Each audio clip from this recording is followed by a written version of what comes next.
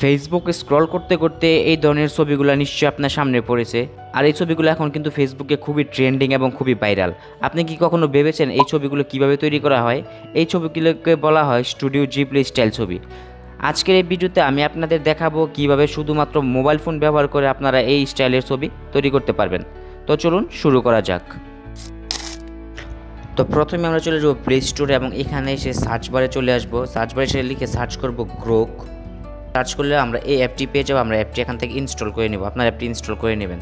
অ্যাপটি ইনস্টল করা হয়ে গেলে এবার এখান থেকে আপনারা ওপেন অপশনে ক্লিক করবেন এবং ওপেন অপশনে ক্লিক করলে আপনার সামনে ঠিক এরকম একটি ইন্টারফেস চলে আসবে। তো এখান থেকে আপনারা অ্যাপটাতে সাইন আপ করতে পারেন। তার জন্য এখান থেকে আপনারা কন্টিনিউ উইথ গুগল অথবা ইমেল দিয়ে আপনারা সাইন আপ করতে পারেন। তো এখান থেকে আমরা কন্টিনিউ উইথ গুগল অপশনে ক্লিক করব এবং এখান থেকে আপনার ফোনে থাকা ইমেল গুগল অ্যাকাউন্টগুলো শো করবে। তো এখান থেকে আপনার প্রয়োজন মতো যে কোনো একটা অ্যাকাউন্ট দিয়ে আপনি এখানে সাইন আপ করতে পারেন। তো এখান থেকে আমরা এই অ্যাকাউন্ট দিয়ে সাইন আপ করে নিলাম।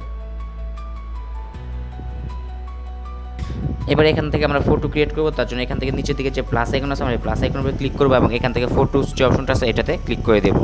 দেন এবার আপনার গ্যালারিতে থাকা ফটোগুলো শো করবে। তো আপনি যে ফটোগুলো দিয়ে এই ধরনের ফটো তৈরি করতে চান সেই ফটোটা এখান থেকে সিলেক্ট করে দিবেন। তো ফর এক্সাম্পল আমরা এখান থেকে এই ফটোটাকে সিলেক্ট করে দিলাম। দেন এখান থেকে ডান অপশনে ক্লিক করব এবং এখানে আমাদের ফটোটা আপলোড হয়ে যাবে। তারপর নিচের দিকে আপনাদেরকে একটা প্রম্পট লিখে দিতে হবে। তো প্রম্পটটা আমি ডিসক্রিপশন বক্সে লিখে দেবো। আপনারা এখান থেকে প্রম্পটটা কপি করে নেবেন। দেন এখান থেকে এসে প্রম্পটটা পেস্ট করে দিবেন। তো আমি এখান থেকে প্রম্পটটা পেস্ট করে দিলাম। তারপরে এখান থেকে যে আইকনটা আছে এই আইকনটাতে ক্লিক করে দিবেন এবং এখান থেকে আপনার বার্থডে চাইলে আপনি এখান থেকে আপনার বার্থডেটা কনফার্ম করে দিবেন। দেন এখান থেকে কন্টিনিউ অপশনে ক্লিক করবেন এবং এখানে আপনারা কিছুক্ষণ সময় ওয়েট করবেন।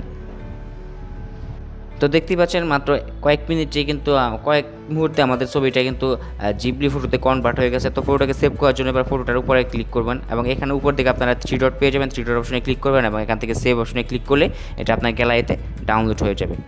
তো এইভাবে চাইলে কিন্তু আপনার পছন্দ মতো আপনি যে কোনো ফটোকে এইভাবে কনভার্ট করে নিতে পারেন।